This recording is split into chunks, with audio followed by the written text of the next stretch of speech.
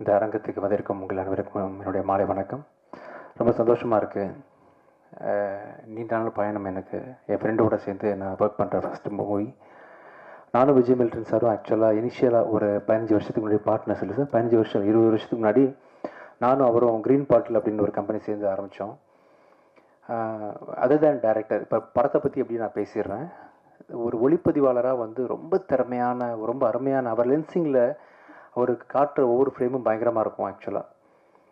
In fact நீங்கள் டைரக்ஷனில் வந்து கடந்த படங்கள் கோலி சோடா, பத்துன்றதுக்குள்ள கடுகு, இந்த மாதிரி விஷயங்களில் ஃபோக்கஸ் பண்ணாமல் ஒன்லி ஒளிப்பதிவாளராக மட்டும் இருந்திருந்தீங்கன்னா இன்றைக்கி இந்தியாவோட தலை சிறந்த ஒளிப்பதிவாளர்களாக கண்டிப்பாக இருப்பீங்க. அவர் அப்படி இந்த ட்ரெய்லரே அதுக்கு சாட்சி.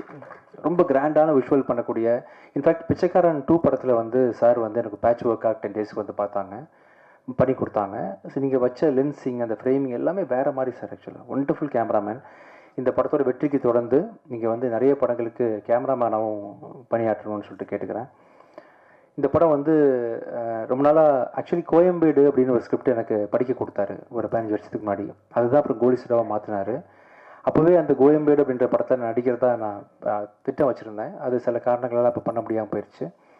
நல்ல எழுத்தாளர் அண்டு அழகாக இருக்கிற பயமாக இருக்கிறது படத்தோட மிகப்பெரிய ஃபேன் நான். ரொம்ப அருமையான படம்.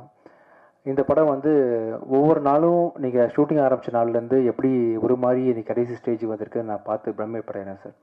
ஓயாமல் இப்போ கூட உட்காந்துட்டு என்கிட்ட சார் ஒரு சின்ன ஒரு 30 செகண்ட் மட்டும் அதை இப்படி பண்ணலான் இருக்கேன்னு சொல்லிட்டு. ஐ திங்க் நீங்கள் படத்தோட ரிலீஸுக்கு ஒரு 5 டேஸ் முன்னாடி வரைக்கும் ஏதாவது இம்ப்ரூவைஸ் பண்ணணும்னு சொல்லிட்டு யோசிப்பீங்கன்னு நினைக்கிறேன் சார். ரொம்ப ஒரு சின்சியரான ஒரு அப்ரோச் உங்ககிட்ட இருக்குது ஜாப் பொறுத்த வரைக்கும். கண்டிப்பாக இந்த படம் வந்து நான் பார்த்தேன், ரீசெண்டாக பார்த்தேன். நான் இது வரைக்கும் பண்ண அத்தனை படங்கள்லையும் சேர்த்து ரொம்ப மிகப்பெரிய ரிச்சான ஒரு பெரிய ப்ராஜெக்ட்னு சொன்னால் இந்த படத்தை தாராளமாக சொல்லலாம். ஏன்னா இது நான் எதிர்பார்க்கவே இல்லை. இந்த படத்தில் வந்து சத்யராஜ் சார் கூட நடிப்பாங்க, சரத்குமார் சார் நடிப்பாங்க, சரண்யா மேடம், தெலுங்கில் வந்து பெரிய ஒரு ஹீரோவாக நடிச்சிட்டு இருக்கக்கூடிய டாலி தஞ்சைன்ற ஒருத்தர், பிருத்திவி அம்பார் ஒரு ஹீரோ தான், மேகா ஆகாஷ் கூட. யாராவது மிஸ் பண்ணிட்டேன் சார் ஆர்டிஸ்ட்டாக? இவர் முரளி சர்மா சார்னு சொல்லிட்டு பெரிய நட்சத்திர பட்டாலுமே நடிச்சிட்ருக்காங்க. ஒவ்வொருத்தரும் ஸ்க்ரீன் ஸ்பேஸை வந்து ஆக்கியபை பண்ணி கண்டிப்பாக படத்தை என்கேஜிங்காக வச்சுருப்பாங்க. ரொம்ப அருமையாக இருக்குது, ஒளிப்பதிவு நல்லா இருக்குது. ப்ரொடக்ஷன் வேல்யூ வந்து ப்ரொடியூசர்ஸ் வந்து எந்த விதத்துலையும் சளைக்காமல் என்னென்ன விஷயங்கள் வந்து டைரக்டர் வந்து கற்பனை பண்ண. பார்த்தீங்களா கடலில் ஒரு கார் முங்கிச்சு பார்த்தீங்களா? கடலில் கார் தூக்கி போட்டாங்க. ஸோ ரொம்ப ரிச்சான ஒரு ப்ரொடக்ஷன் வேல்யூ வந்து ப்ரொடியூசர்ஸ் கொடுத்துருக்குறாங்க. அப்புறம் இந்த படத்துக்கு பின்னணி இசை பண்ணி சாங்ஸும் பண்ணிய அவர் அச்சு ராஜாமணி வந்து ரொம்ப சிறப்பாக பண்ணியிருக்காரு. இந்த கிளைமேக்ஸில் ஒரு சாங் சார் ரொம்ப அருமையாக இருந்துச்சு. இன்றைக்கி உள்ள ட்ரெண்டுக்கு டாடாவில் இன்ல ஒரு சாங் கேட்டேன். ஆக்சுவலாக ரொம்ப மனசுக்கு நெருக்கமான ஒரு இம்பேக்ட் கொடுத்துச்சு. அது மாதிரி அதுக்கப்புறம் வந்து ரொம்ப இன்ஸ்பயர் பண்ணி கேட்ட பாட்டு இந்த பாட்டு சார். இந்த கிளைமேக்ஸே ரொம்ப ஜஸ்டிஃபை பண்ணுற அளவுக்கு ராஜாமணியோட மியூசிக்கும் அவரோட சாங்கும் இருந்துச்சு.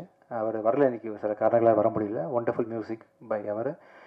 எடிட்டர் பிரவீன் கேல் வந்து இவ்வளோ டஃப்பான கதையை வந்து ஒரு 2 ஹவர்ஸில் ஷார்ட்டாக சொல்கிறது, ஆடியன்ஸுக்கு கன்வின்சிங்காக கொடுக்குறது சாதாரண விஷயம் இல்லை.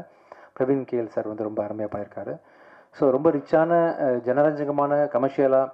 இன்னொரு விஷயம், வழக்கமாக வந்து ஒரு படத்தில் வந்து டபால் டபில்னு கொண்டுருவாங்க. அப்போ டைரக்டர் வந்து ஒரு ஸ்பெசிஃபிக்காக ஒரு விஷயத்தை ஆரம்பத்துலேருந்து சொன்னார். அதை கடைசி கட்டில் நான் பார்க்கும்போது ரொம்ப ஜஸ்டிஃபைடாக இருந்துச்சு சார். நீங்கள் பண்ண விஷயம், கெட்டவனை கொல்லக்கூடாது, கெட்டதை தான் அழிக்கணும் அப்படின்ற மாதிரி ஒரு விஷயம் நீங்கள் புதுசாக பேசியிருக்கீங்க. அது படம் பார்க்கும்போது சிலருக்கு புரியும். ரொம்ப நல்லா வந்திருக்கு இந்த படம். இந்த படம் வந்து வர ஜூலை மாதம் இறுதியில் வரப்போகுது. நீங்கள் அனைவரும் இந்த படத்தை வந்து தியேட்டரில் போய் பார்க்கணும். இந்த விழாவுக்கு வந்து சிறப்பித்து எங்களுக்காக நேரம் ஒதுக்கி வந்த Amma creation Siva sir, thank you so much sir. என் ஃபேமிலி மெம்பர் மாதிரி ஒவ்வொரு மேடையிலையும் நீங்கள் நான் வாழ்த்த ட்ரை பண்ணுறீங்க, நல்லா இருக்கணும்னு ஆசைப்பட்றீங்க. மனசில் இருந்து ரொம்ப நன்றி சார். சசி சார் ரொம்ப தேங்க்ஸ் சார். கூடி சீக்கிரம் அடுத்த படத்தில் நம்ம சேர்ந்து ஒர்க் பண்ணணும். Pradeep sir, madam, Dhananjayan sir, உங்கள் எல்லாருக்கும் பங்கஜ் போகிறா சார் நன்றி. ட்ரெண்ட் மியூசிக் நீங்கள் நல்லா ப்ரமோட் பண்ணுறீங்க ஆடியோவை. கமல் சார் வர முடியல, பேசுவோம். ரொம்ப நல்லா வந்திருக்கு படம் சார். எப்போவுமே நீங்கள் ஒரு வித்தியாசமான ஒரு விஷயம் பண்ணியிருப்பீங்க. இந்த படத்தில் உங்களுக்கு இன்னும் பெஸ்ட்டாக தெரியும். ஏன்னா நீங்கள் வந்து மேக்கப் போட்டு வந்திருக்கீங்க, சரிங்களா? உங்களுக்கு இன்னும் எவ்வளோ இதில் வந்து பிடிச்சனால தான் பண்ணுவாங்க. ஒரு பெரிய ஹீரோலாம் வந்து இது மாதிரிலாம் பண்ண மாட்டாங்க. இது மாதிரி ஆமாம், கெட்டப் போட்டுலாம் வர மாட்டாங்க. Okay sir. என்ன காரணம்? ஓகே சார், இதில் சாதாரண விஷயம் தான் சார். ஆக்சுவலி நம்ம சினிமாவில் ரொம்ப பெருசாக நிறைய விஷயத்த பேசுகிறோம். ப்ரொடியூசர்ஸ்க்கு பணம் போட்டு எடுக்கிற உழைப்புக்கு முன்னாடி, அவங்க எங்கள் மேலே வச்சுருக்க நம்பிக்கை முன்னாடி நான் வந்து மேக்கப்போட வந்து எல்லாம் சாதாரண விஷயம் தான் சார். ஆக்சுவலி எனக்கு வந்து அப்படி தோணலை எனக்கு எதுவுமே. இந்த டைமுக்கு வரணும்னு சார் சொல்லியிருந்தாங்க. அதே சமயத்தில் அந்த டேரக்டரையும் டக்குன்னு விட்டுட்டு வர முடியல. இந்த கேப்பை மேனேஜ் பண்ணுறதுக்காக உடனே வர வேண்டிய சூழ்நிலை, சாதாரணமாக வந்துட்டேன். ஒன்றும் இல்லை, எனக்கு பிடிக்கும் இந்த காரியத்தை நடத்த முடிக்கணும், அதுக்கு நான் வந்து இந்த டைமுக்கு நிற்கணும், எப்படி வந்தாலும் வந்துடணும், அதுதான் நினச்சேன். அதுக்கு மேலே ஒன்றும் பெருசாக இல்லை. விஜயானந்த் சார், இந்த மேக்கப் தான் கேட்கணும். இந்த மேக்கப் வந்து அந்த டைரக்டர் கொஞ்சம் சஸ்பென்ஸாக வச்சிருப்பாரு. நீங்கள் இப்படி எல்லா மீடியாவிலும் கொண்டு வந்திருக்காரு, அந்த டைரக்டர் எதுவும் நினைக்க மாட்டாரு. பெர்மிஷன் கேட்டு தான் சார், ரொம்ப அவசரம், டைம் இல்லை.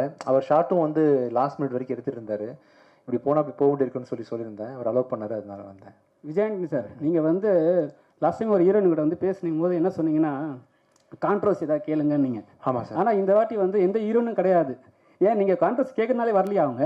தெரியலையே சார். நம்ம மேயா ஆகாஷ் ஆக்சுவலி சின்ன வேலையாக பாண்டிச்சேரியில் பிஸியாக இருக்காங்கன்னு நினைக்கிறேன்.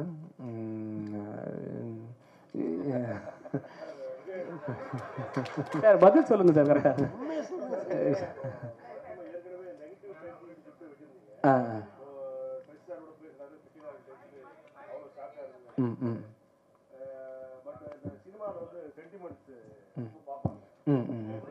பூஜை போட்டு தான் ஆரம்பிக்கணும், இல்லைன்னா வந்து நெகட்டிவ் டைட்டில் வைக்கக்கூடாது, அபசுகமாக பேசக்கூடாது அப்படின்னு சொல்லிட்டுலாம் எல்லாம் திங்க் பண்ணுவாங்க. பட் இனிமேல் இடையில உங்களுக்கு ஒரு ஆக்சிடென்ட் கூட ஆச்சு இல்லையா? பட் அதனால தான் இப்போது வருங்காலத்தில் உங்களோட அப்ரோச் எப்படி சார் இருக்கும் டைட்டிலில்? இல்லை சார், கரெக்ட் மூடாக இருக்கும் சார். இந்த சென்டிமெண்ட்ஸ் வந்து உங்களுக்கு கிடையாதா சினிமாவில்? இல்லை, கிடையாது சார், கிடையாது சார். மனசு தான் சார் எல்லாமே. நீங்கள் ஏதாவது ஒரு ராகு காலம் சொல்லுங்கள், ராகு காலம் சார், கெட்ட காலம் தான் சார். அந்த நாளில் வேணால் உங்களுக்கு படம் ஆரம்பிச்சு காட்டுறேன். நான் ராகு காலத்தை ரிலீஸ் எமகண்டத்தை ரிலீஸ் பண்ணுறேன். நீங்கள் டைம் சொல்லுங்கள், உங்களுக்கு நான் வந்து பண்ணி காட்டுறேன். விஜயாண்டனி சார், விஜய் எஸ், யமகண்டம் சூப்பர் சார். சார் நீங்கள் தான் சாட்சி. ராகு காலம் யமகண்டம், அது ஏன் டைட்டில் சார். தயாரிப்பாளர் சங்க சார்பா நீங்கள் வேறு யாரையும் வைக்க விடாதீங்க ப்ளீஸ்.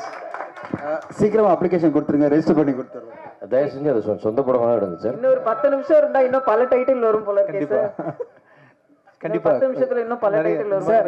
எடுத்து கொடுங்க please. Antony sir, Antony sir, நீங்கள் இங்கே இருக்கீங்க. இங்கே சார். நீங்கள் வந்து அண்ணன் சொன்ன மாதிரி ஒரு ஆக்சிடென்ட் நடந்தது, அதெல்லாம் வந்து விட்டுருங்க சார். அதில் வந்து ஒரு விஷயம் பார்த்துருப்பீங்க, கடலுக்குள்ளே போகிற மாதிரி.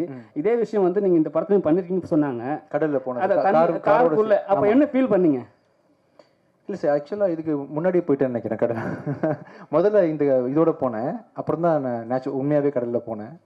ஒன்றும் இல்லை சார், ஆக்சுவலாக சுற்றி ஒரு டீமே இருக்கிறாங்க. சினிமா எடுக்கும்போது சினிமாவில் உள்ள ஹீரோஸோட வாழ்க்கை வந்து ரொம்ப சூப்பரான வாழ்க்கை சார். ஆக்சுவலாக வந்து காலையில் 5 மணிக்கு ப்ரொடியூசர் கார் வச்சு கொடுத்துருவாரு, காலையில் வந்தாலும் சாப்பாடு போட்டுருவாங்க, பத்திரமா பார்த்துப்பாங்க, ராஜா மாதிரி பார்த்துப்பாங்க. அப்படின்றதுனால எந்த ஒரு ப்ளஸ் வந்து எனி ரிஸ்க்குன்னு பார்த்தீங்கன்னா வேறு எந்த துறையிலேருந்து நான் அந்த கடலை விழுந்திருந்தா கூட நான் உண்மையிலே போயிருப்பேன். ஆக்சுவலாக சினிமான்றதுனால உள்ள டெக்னீஷியன் டக்குன்னு குடிச்சு காப்பாற்றுறதுன்னு சொல்லிட்டு பெப்சி தொழிலாளிகள் அதுன்னு சொல்லிட்டு பூவை போல் பார்த்துப்பாங்க எல்லா ஹீரோஸையும்.